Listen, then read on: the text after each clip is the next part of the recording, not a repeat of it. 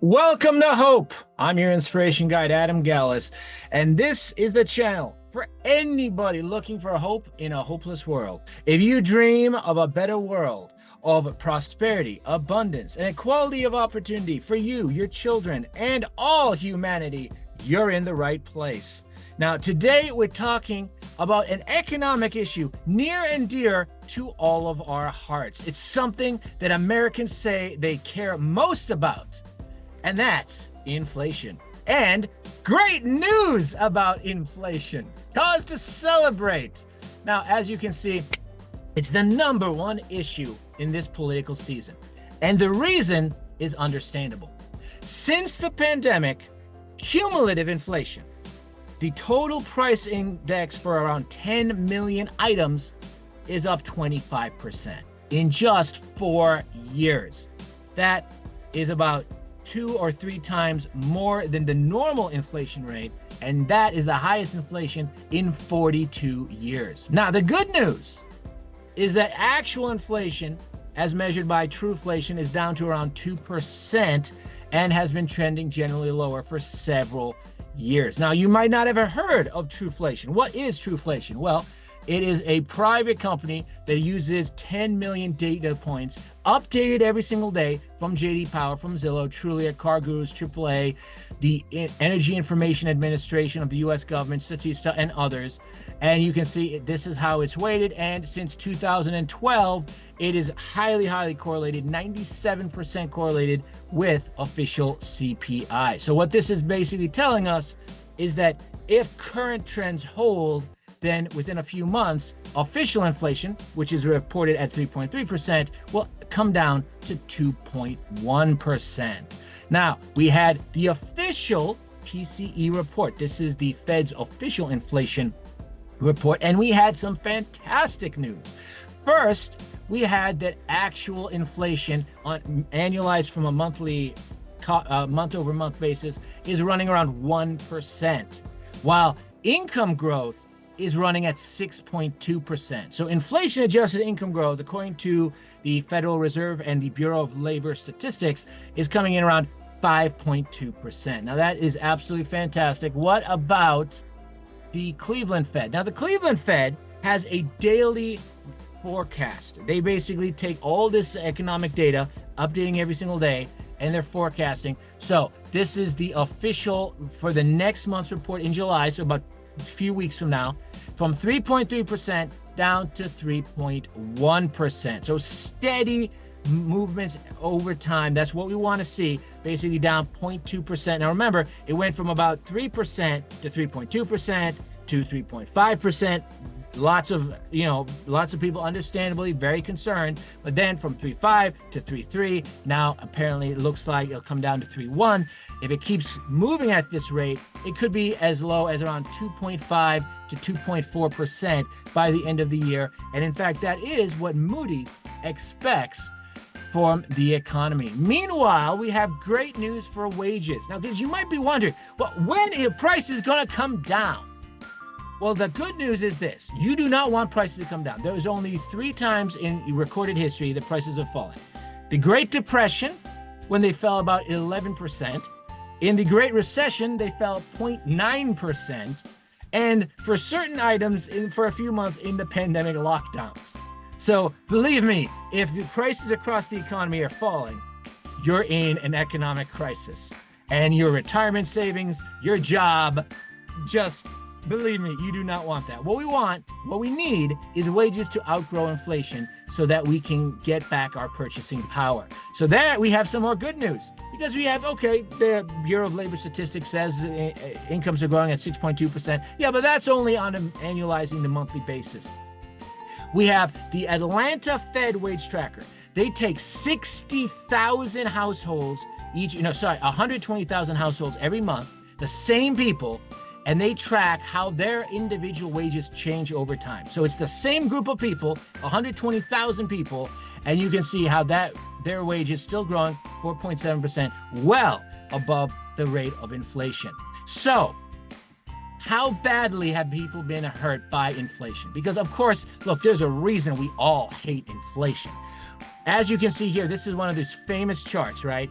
Where inflation adjusted wages for the last 40 years have not kept up with productivity. And that is like, it's a raw deal for workers. That is like, we have helped companies get a whole lot richer and we haven't gotten our fair share. It's worst for the lowest 10%. Adjusted for inflation, their wages up just 17% in 4 decades. And you can see here for the highest wages, wage earners, their wages growing 3 times faster. Well, of course, you can see back here in the late 1970s when we had peak inflation of 15%, the middle class and especially the poor were screwed the most. You might have heard inflation hurts the poor the worst. It does, because they have to spend all their money. They have no savings to rely on. And you can see how in the 1970s, inflation adjusted wages for the poorest 10% fell 14%, for the middle class down 4%. Well, guess what? Since the pandemic, it's the mirror image. This is just from 2019 to 2023, 12%, and the middle class up 3%. So it's the mirror image. And look at the difference in growth rates. For 40 years, the poorest Americans saw their real wages growing at just 0.1%. Well, then, post-pandemic, 29 times faster, almost 3%. The middle class saw their real wage growth more than double. And here is the total effect right here, 12%. And this is just through 2023. Remember, in 2024, we've seen between 2 and 4% real wage growth above the rate of inflation, depending on which data you're looking at. So this is getting steadily better. Everybody across the board is actually better off, at least when we look at the entire country. So the point here is that context makes all the difference. My friend actually sent me a article from CNBC talking about the 10 most high cost places in the country. Not surprising, he's from New York. And you can see here, 231 times the 231% the national average cost of living. So you can see here, even from him, for example, he's not in Manhattan. I believe that he's around Brooklyn, so it's still 62%. And you can see DC, 145%. So you got these big coastal cities, very, very expensive. But take a look at when we adjust for median income, not average income skewed by the rich, median, meaning 50% above, 50% below, adjusted for the cost of living. So DC, which is 47% more expensive than the average US city, has the highest income when you adjust for cost of living. So you should see that you need the context. Prices alone don't tell you. It's prices versus income. Another thing, if we look at housing. Now, you might have heard about how housing is out of control. And that's true. Housing prices are at all-time highs.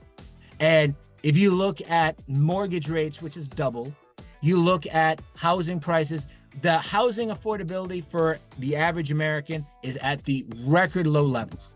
And you can see for some cities here, for example, Honolulu and LA, where it's 11 years median income to buy a home. Outrageous. Above 10, you can see, or above 9 is considered impossibly unaffordable. But notice how there are some cities that are worse. 17 years in Hong Kong. Well, take a look at this. The OECD, Organization for Economic Development, essentially all the developed countries, they have a ranking for the housing affordability of all countries. So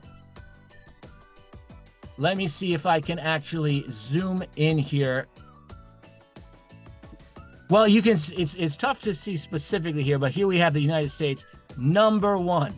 So you can see here, South Africa, Slovakia, Colombia, Latvia, much, it's about 50% worse off.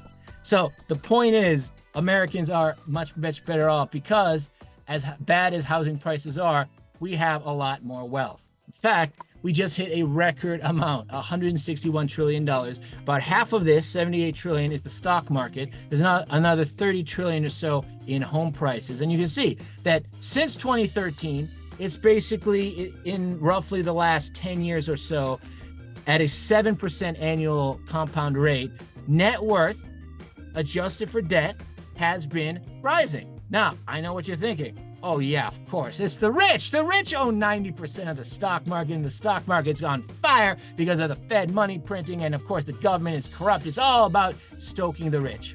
Look at the bottom 50%.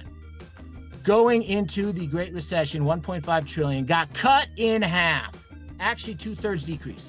Stock market fell 58%, but the net worth of the bottom 50%, because 6 million Americans lost their homes, 8 million Americans lost their jobs, and of course, when the stock market fell, a whole lot of people sold their 401ks at the worst possible time.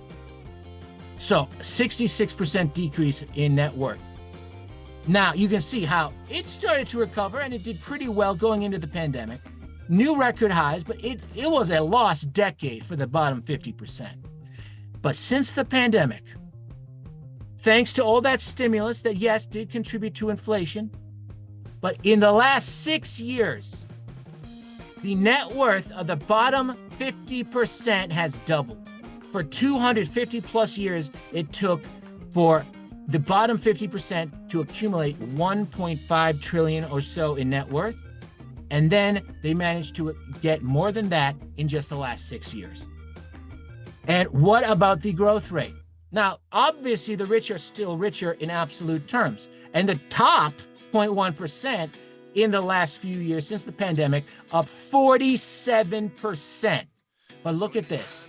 The bottom 50% have seen their net worth almost double, grow twice as fast. So there you have it. We've got income finally growing for the middle class and for the bottom. We've got net worth growing for the middle class and for the bottom. When you put everything into context, you can see things are a lot less terrible than the media might have you believe. So, thank you for joining us. Remember, yesterday is history, tomorrow is a mystery, but today is a gift, and that's why they call it the present. A great quote from Elisa Earle, and I want to remind you, always have hope, even if it seems like a hopeless world, and of course, live long and prosper. Thank you for joining us. I hope you join us next week when we bring you great news about the economy, because no matter how dark the world seems, there are always reasons to hold on. And of course, things could be better, and we are working for that. We are working very hard. We have to fight like heck to ensure that equality of opportunity and prosperity and abundance comes for all humanity. And that is a lifelong project that I am happy to embark upon. Thank you for joining me. Please like this video to help other people find it on YouTube. Please subscribe to this channel.